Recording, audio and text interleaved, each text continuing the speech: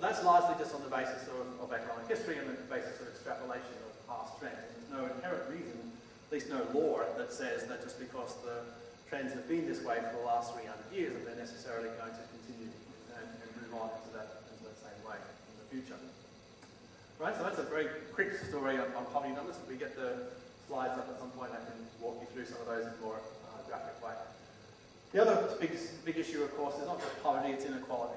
And we think it's important to get a sense of the way in which researchers think about inequality and then sort of think about that with respect to what we worry about with respect to policy. There are different ways of thinking about inequality. Most of the time, the way that researchers tend to think about poverty is poverty within a country, right? Well, sorry, inequality within a particular country. But when you look at the numbers of inequality within a country, those numbers tend to be remarkably stable over time.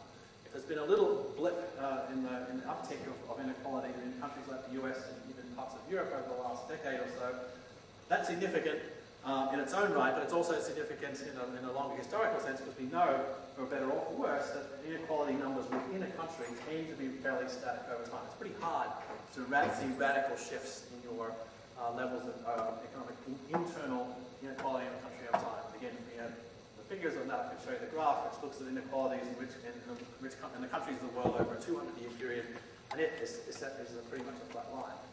But there are two other forms of inequality that are really rising, and one of those is just interpersonal inequality, which is if you took a poor Sudanese peasant at one end of a 6 billion long distribution of people, with Bill Gates at the other end, right, and we did it independently of country, those forms of inequality have been rising rapidly over the last 200 years and rapidly rising even more over the last 50 years. Right? And where has that big inequality come from? It's largely come from the inequality between countries, which is to say the rich countries are getting richer and the poor countries are pretty much staying where they always were or getting poorer. Right? So if there are rising levels of inequality in the world, the big driver of that is not so much the within country inequality, it's the between country inequality, which is to say the fact that the rich countries are still growing, pulling further and further away, and the bottom billion that Paul Collier writes about are located in countries that tend not to be seeing any progress whatsoever. Okay? So that's the bigger picture on inequality.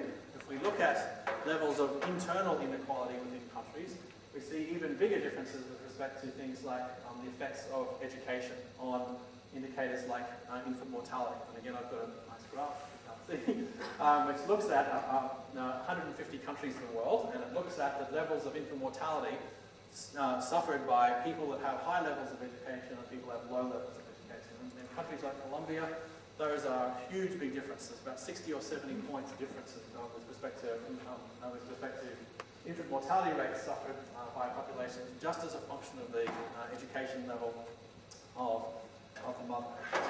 So the inequalities can manifest themselves not just in the economic space, but they can manifest themselves in the health space through the education space.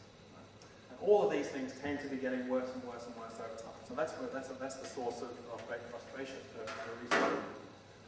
But in the year 2000, the international community convened and decided and said, in effect, well, not so much enough, but at least let's get serious about trying to respond to this. And in the strategy of choice that was invoked to try and address that particular issue was the construction of the Millennium Development Goals, the MDGs, which you've probably heard of. There were 8 different goals set up with a whole range of different sub-indices that were going to be used to try and assess all of those. And a whole bunch of countries, 150 odd, signed on and said, yes, we believe in the Millennium Development Goals.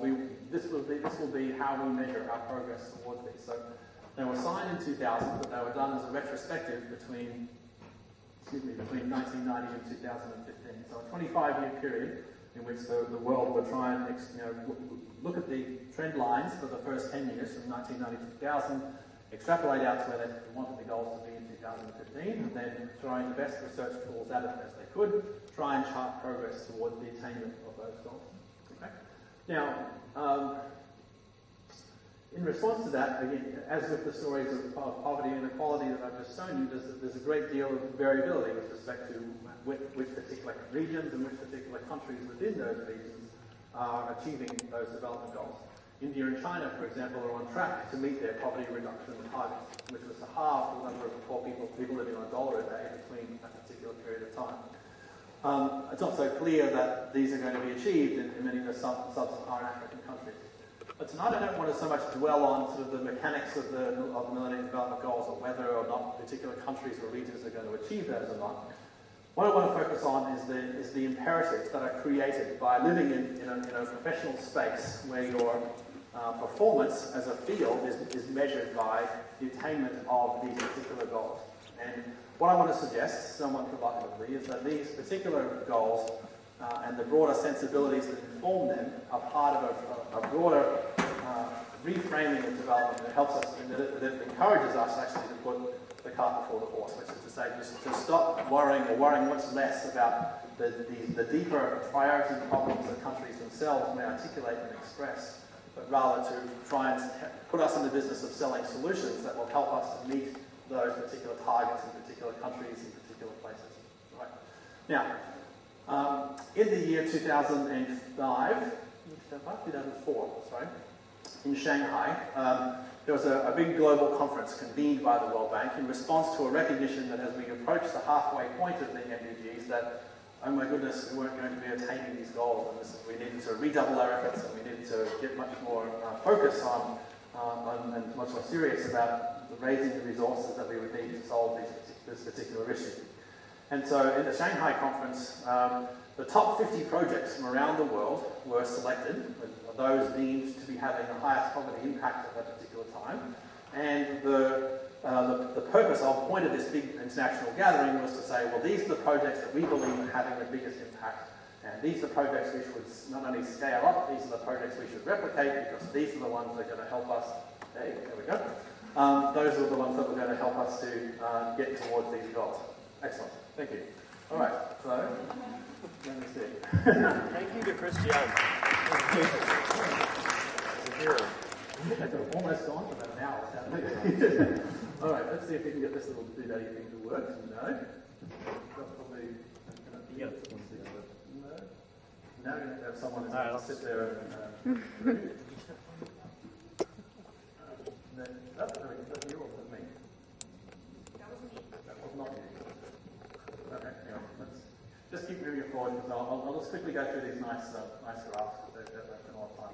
That's a map of the world. If you rescale these countries, not according to its geographic space, but according to its poverty indices. So, Canada disappears, Australia kind of disappears, and India becomes the biggest country in the world. So that's just entertainment value, but it's good pedagogical value, I would say, in terms of sort of giving you a sense of how the world will look through a poverty lens. Yep. Keep going. Just have a look at. Here are these poverty numbers that I was telling you about. East Asia Pacific, that's the EAP line. That's the one where you see these huge big reductions in the percentage of the population living below the poverty line. Most of the others are pretty flat. Yep.